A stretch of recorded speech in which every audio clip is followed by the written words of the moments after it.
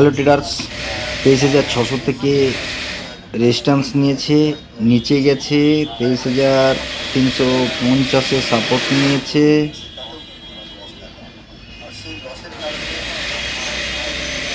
ফির 23,487-তে রেজিস্ট্যান্স নিয়েছে, মার্কেট পুনরায় এসছে 23,300, পুনরায় 50-55-তে সাপোর্ট নিয়েছে, মার্কেট এখন উপরে যাচ্ছে।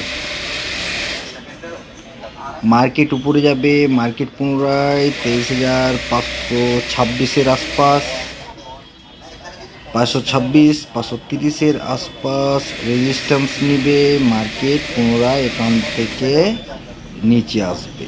মার্কেটের নিচে এসে মার্কেট 330-এর আশপাশ পুনরায় সাপোর্ট নেবে। মার্কেট অ্যাকচুয়ালি দেখা যায় তো আজ এভাবেই চলবে।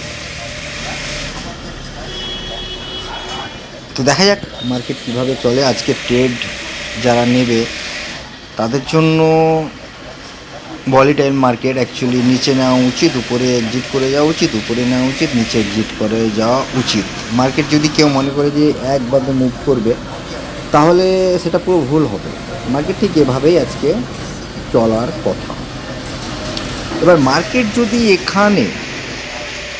এখানে যদি সাপোর্ট নিয়ে মার্কেট যদি এখান থেকে এখানে পুনরায় সাপোর্ট নিয়ে নেয় ঠিক 23,423-এর আশপাশ, 423-20-এর আশপাশ, তাহলে এখান থেকে হয়তো মার্কেট একটা উপরের দিকে চান্স নিতে পারে, তবে সেটা পরের কথা, সেটা দেখতে হবে।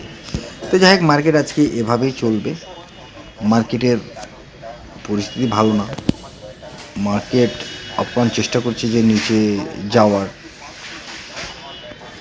মার্কেট যতক্ষণ না 23,187-এর আশপাশ আসছে ততক্ষণ তো উপরে হেভি মুভ পাওয়ার সম্ভাবনা খুবই কম। মার্কেট যতক্ষণ না 23,180-87-এর আশপাশ আসছে ততক্ষণ মার্কেট উপরে যাওয়ার সম্ভাবনা খুবই কম।